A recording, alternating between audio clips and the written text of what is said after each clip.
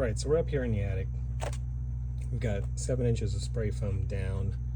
However, you can see it's a non-conditioned attic. And this ductwork gets extremely hot, about 120 degrees. Not to mention you have leaks at every one of these joints. So what we're going to do is encapsulate the ductwork and the hard ducting in closed cell foam and try to fix multiple little leak sites that you'll have around, especially in all these areas here. You're going to have a lot of leaks. So we're going to encapsulate all this. We're going to do a before and after and show you how much of a difference it makes in the overall efficiency of the system, because it is difficult to blow cold air through hot pipes. Here we go. All right, so here we are after the spray foam of the package unit. This is return air box down here that the unit actually pulls air and circulates back up. So we went ahead and spray foamed this in about 2 inches of closed cell, and then we did the return and the supply, and then up in there we actually shot all of the flex duct lines as well. So here's what we found. After sealing this up and sealing this, there's zero air leak. So we're not pulling any hot air from the attic into the return side, and we're not losing any cold air from the supply side. Furthermore, when it gets 120 degrees in this attic in the summertime, this metal is a conductor of heat, and this gets really hot, about 120 degrees, and it's hard to blow cold air through hot pipes.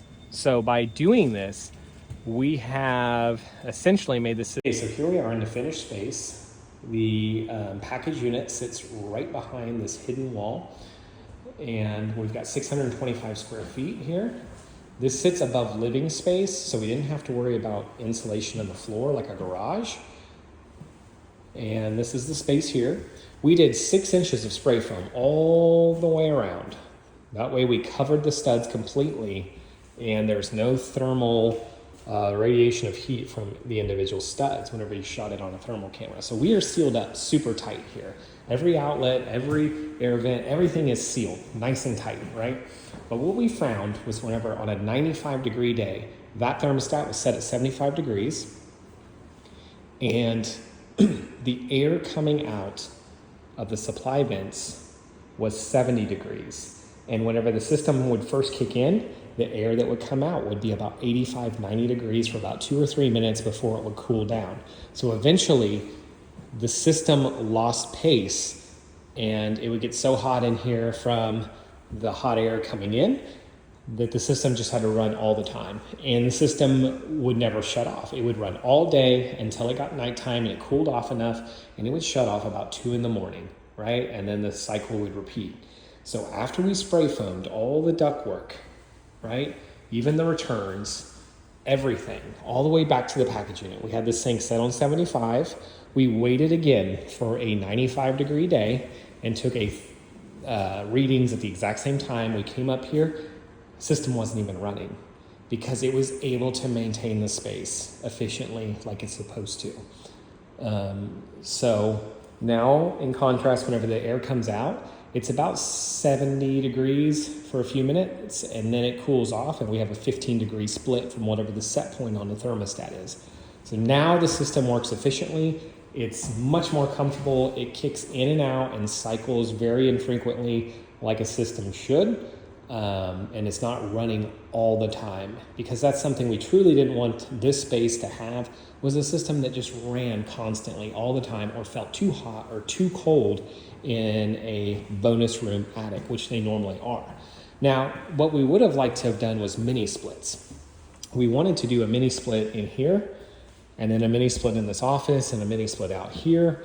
And I didn't really want to do the wall mounted units. We wanted to put in the ceiling mount registered units, but of the 3 HVAC companies that came out, none of them were really in love with the idea of doing the mini splits, because that's 3 drain lines to route to a drain source. It's 3 heads to mess up. They just really didn't feel comfortable with a multi-zone system. So I really would have liked to have done a multi-zone system, because the bedroom could be kept at a warmer set point, and the living room could be cooler because this bedroom is not going to be used and that office isn't going to be used. So we could have been able to heat and cool the space more efficiently. We also wouldn't have any need for insulating any ductwork because the system itself would be mounted in the ceiling, and it's a direct point of contact between the refrigerant and the compressor. But all in all, we ended up going with the standard system. We had issues with keeping the space cool, and by insulating the ductwork with spray foam, it's like pushing the air through a Yeti cooler. So if you're in the same debacle, spray foam your ductwork, it's going to help it out tremendously. I hope this helps.